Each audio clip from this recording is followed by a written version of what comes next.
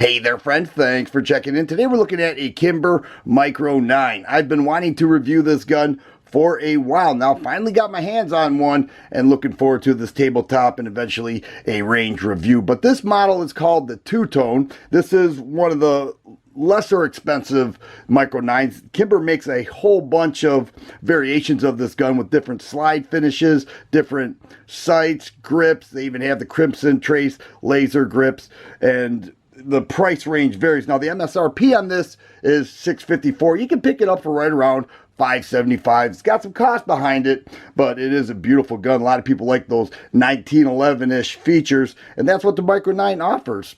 So we'll take a look at the magazine. It does have a 6-round magazine. However, this one's a little bit older. They do now make a 7-round magazine with a little bit of an extension. This one fits flush right in the gun. It offers a 2-finger grip, but the 7-round mag kind of grabs a little bit of that pinky finger. A little bit more control of the gun is achieved with that 7-round mag. But here we have an unloaded firearm, and those rosewood grips are really nice looking.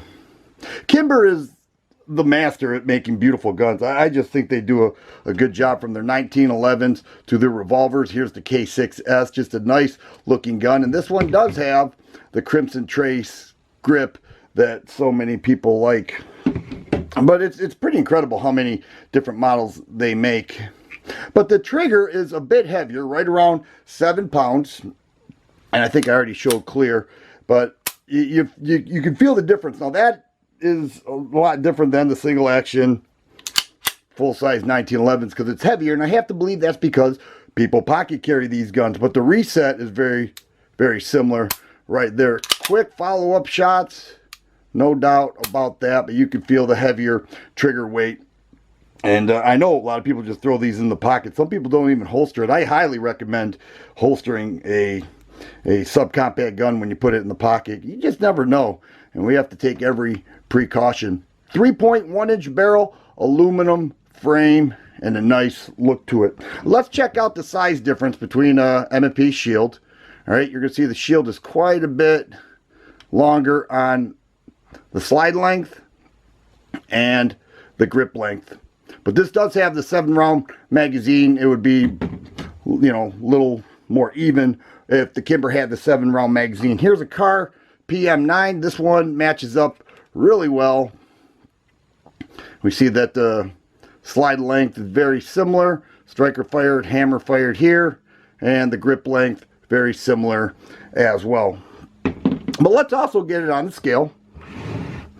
We'll take a look at the weight. The loaded weight, all right, so I've got 6 rounds loaded up. Here's what I have in here. Remington Golden Saber Black Belt. I did a range test with this. Review forthcoming. I think you'll like the results. This stuff really seems to get the job done. But the loaded weight, 1 pound, 3 3/4 ounces. We moved that just to ounces. All right, so my camera went out of focus. Let's try that again. 6 rounds, Remington Golden Saber Black Belt, and it is weighing in at 19 3/4 ounces. So it's a light gun. It's a small gun. You see it like right there, you know, it's subcompact. The Micro 9 name sort of suits the bill for it. Let's go ahead and take a look at the internals here. We just bring that slide back. You have to push the pin through on the other side, but the pin kind of fits flush. So I'm going to take this pen here and give a little push and make sure that that's aligned properly. Give a little push, and out comes the pin. And then off comes the slide. There's what you're looking at with your aluminum frame. And then here we have an uncaptured recoil, full length guide rod, uncaptured recoil spring, and then your 3.1-inch barrel. Bushingless. Okay, so it's kind of thick, you know, for a 9mm barrel. And then this gave me a little bit of a problem getting this back in. Let's see if I can get it in the first time on camera as I reach around the camera. And there we go, not bad at all. Oh, you have to push this down to get it through, and we'll insert that pin once again. avoiding the dummy scratch.